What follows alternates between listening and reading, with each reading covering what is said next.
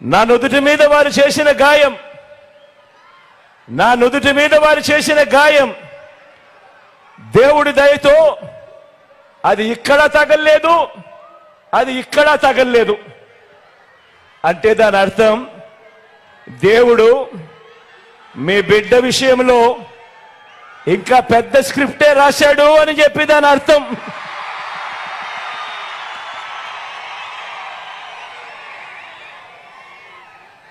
నా నుదుటి మీద వారు చేసిన గాయం బహుశా 10 రోజుల్లో తగ్గిపోతుందేమో, కానీ పేదల ప్రయోజనాలకు చంద్రబాబు చేసిన గాయాలు, ఆయన పాలనలో ఆయన చేసిన గాయాలు, ఆ రైతులకైతేనేమి, ఆ అక్క చెల్లెమ్మలకైతేనేమి, ఆ నిరుద్యోగులకైతేనేమి, ఆ సామాజిక వర్గాలకైతేనేమి, ఆ చంద్రబాబు మోసాలతో అతలాకుతలమైన ఆ పేదల బ్రతుకులు, చంద్రబాబు చేసిన మోసాలను, చంద్రబాబు చేసిన గాయాలను ఆ పేదలు ఎన్నడూ కూడా మర్చిపోయే ప్రసక్తే ఉండదు అని సందర్భంగా చెప్తా ఉన్నారు.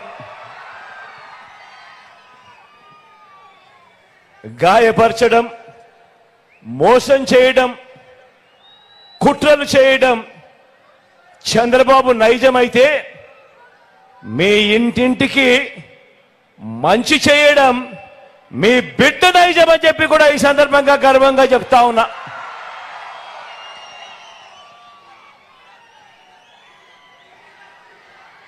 జగన్మోహన్ రెడ్డి గారు మళ్ళీ ముఖ్యమంత్రి అయ్యారు. ఈయనేమో 1 కాదు 3 రాజధానీలు అన్నాడు. అన్నారా? 3 ఏ ఒక్కటైనా అయిందా? ఒక్కటైనా ఏడ్చిందా? మనకి ఈరోజు రాజధానియే లేకుండా పోయింది.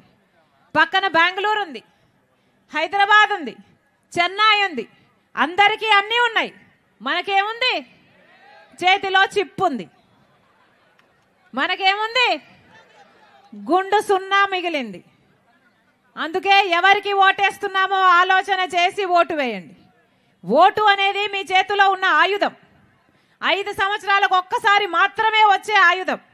ఓటు అనేది మీ జీవితాలను మార్చే ఆయుధం. ఓటు అన్నది మీ భవిష్యత్తే కాదు, మీ బిడ్డల భవిష్యత్తును కూడా ప్రభావితం చేసే ఆయుధం.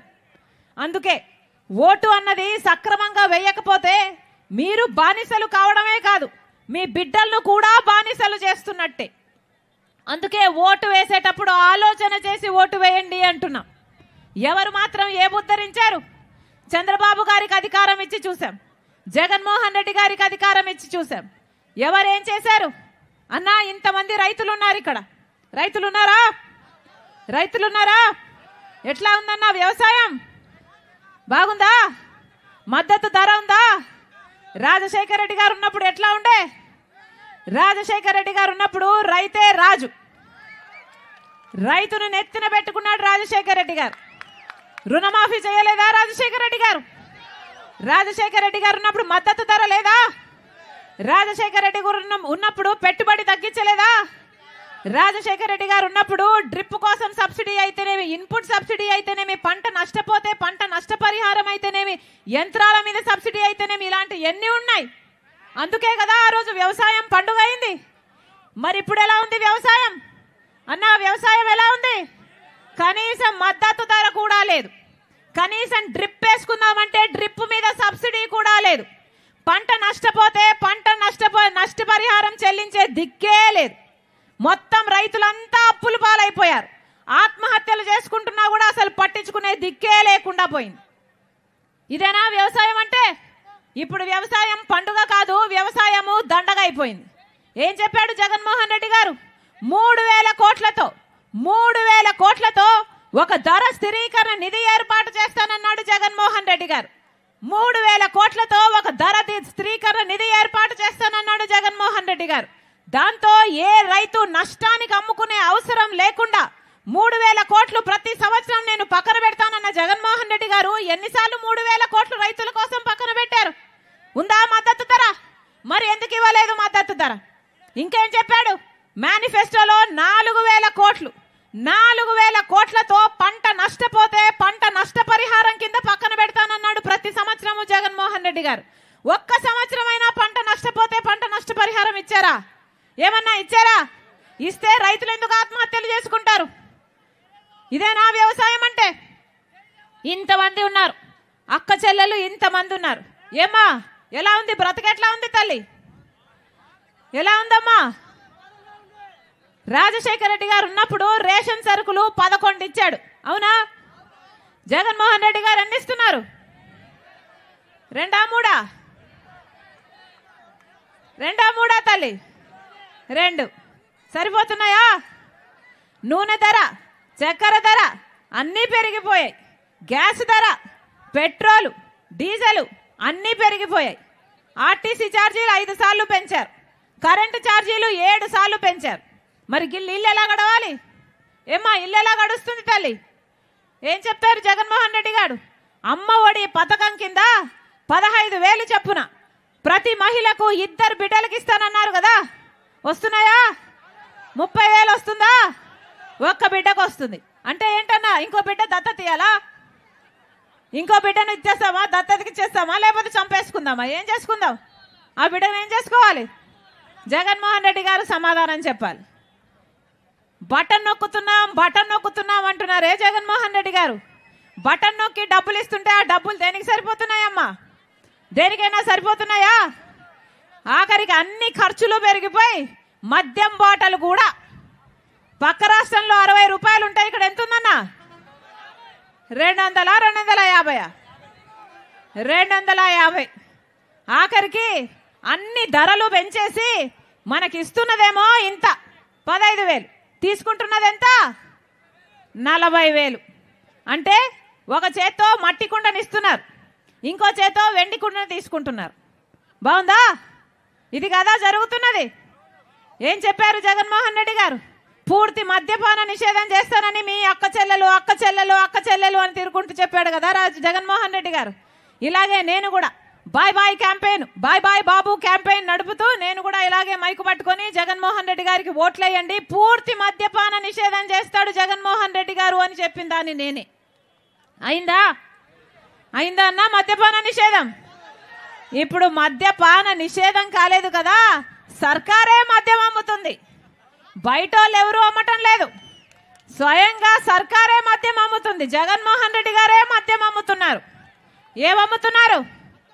భూమట, స్పెషల్ స్టేటస్ అట, క్యాపిటల్ అట, డిఎస్సి అట. మొత్తం అన్నా జగన్మోహన్ రెడ్డి గారు వాగ్దానాలన్నీ ఎక్కడ నిలబెట్టుకున్నారయ్యా అంటే అదిగో మద్యం షాప్ లో నిలబెట్టుకున్నామన్నట్టుగా ఉంది. స్పెషల్ స్టేటస్ అక్కడే ఉంది, డిఎస్సి అక్కడే ఉంది, క్యాపిటల్ సిటీ అక్కడే ఉంది, అన్ని మద్యం షాపులోనే ఉన్నాయి. అంటే మత్తులో కళ్ళు మూసుకుంటే ఉన్నాయి తప్ప పట్టపగలు కళ్ళు తెరిచి చూస్తే ఏవీ లేవు, మొత్తం అంతా అదృశ్యమే. వాళ్ళు ఎవరు ఏది అమ్ముతే అదే కొనాలి, వాళ్ళు ఎంతకు అమ్ముతే అంతకే కొనాలి. ఎక్కడుంది పద్ధతి? ఉందా? ఒక పాడుందా దానికి? మన రాష్ట్రంలో నాసి రకం మందు తాగి 25% మంది ఎక్కువ ప్రజలు లివరు కిడ్నీలు చెడిపోయి మన రాష్ట్రంలో 25% పక్క రాష్ట్రాలతో పోలిస్తే ఎక్కువ మంది చచ్చిపోతున్నారు. పట్టించుకుంటున్నారా ఎవరైనా? ఒక హెల్త్ చెకప్ అయినా జరిగిందా? మద్యంలో హెల్త్ ఉందా లేదా అని ఎవడైనా చూసుకుంటున్నాడా? ఓన్లీ క్యాష్ అట కదా, నో డిజిటల్ పేమెంట్స్ అట, అవునా? ఓన్లీ క్యాష్ అట. అంటే ఎవరు అమ్ముతున్నారు, ఎంతకు అమ్ముతున్నారు, ఎంత అమ్ముతున్నారు, స్టేట్ ట్యాక్స్ కడుతున్నారా, సెంట్రల్ ట్యాక్స్ కడుతున్నారా, దేనికి లెక్కలు లేవు. ఏమైనా ఆడిట్ ఉందా? హెల్త్ చెక్లు ఉన్నాయా? ఒక పద్ధతి లేదు, ఒక పాడు లేదు, ఏది లేదు. అంతా ఒక పెద్ద మాఫియా లాగా తయారై. నిజం కాదా? ఒక పక్కేమో వైన్ మాఫియా, ఇంకో పక్కేమో మైన్ మాఫియా, ఇంకో పక్కేమో ల్యాండ్ మాఫియా, ఇంకో పక్కేమో శాండ్ మాఫియా. ఇదంతా సరిపోదన్నట్టు మళ్ళీ జగన్మోహన్ రెడ్డి గారు సొంత చిన్నానే హత్య చేసిన అవినాష్ రెడ్డి గారిని హంతకుల్ని పక్కన పెట్టుకొని తిరుగుతున్నాడు. ఏమి రాజకీయం ఇది? ఏమి రాజకీయం ఇది? హత్య రాజకీయాలు, గూండా రాజకీయాలు, రౌడీ రాజకీయాలు. పెద్దిరెడ్డి రామచంద్రారెడ్డి పక్కనే ఉన్నాడు, చూస్తున్నాం. మీ ఎంపీ ఎవరు? ఆయన కొడుకు మిథున్ రెడ్డి. ఇక్కడ ఎమ్మెల్యే ఎలా పనిచేస్తున్నాడు అని పొద్దున ఈరోజు ఒక అన్నని అడిగాను నేను. మా ఎమ్మెల్యేనా అమ్మా? మా ఎమ్మెల్యేలకు ఏమి లేదు తల్లి, ఓ రబ్బర్ స్టాంప్ అంతే అన్నాడు. అదేంటన్నా అంటే మొత్తం అంతా పెద్దిరెడ్డి ఏం చెప్తే ఈయన దానికి రబ్బర్ స్టాంప్ అట. ఇప్పుడు ఆపరేషన్ లేకుండానే మోకాళ్లకు ప్లాస్మా ట్రీట్మెంట్. మీ ఆర్థోపెటిక్ సమస్యలన్నిటికీ రోబోటిక్ టెక్నాలజీ ద్వారా తక్కువ ఖర్చుతో శాశ్వత పరిష్కారం. ఫ్రీ కన్సల్టేషన్, ప్రతి ట్రీట్మెంట్ పై 20% డిస్కౌంట్.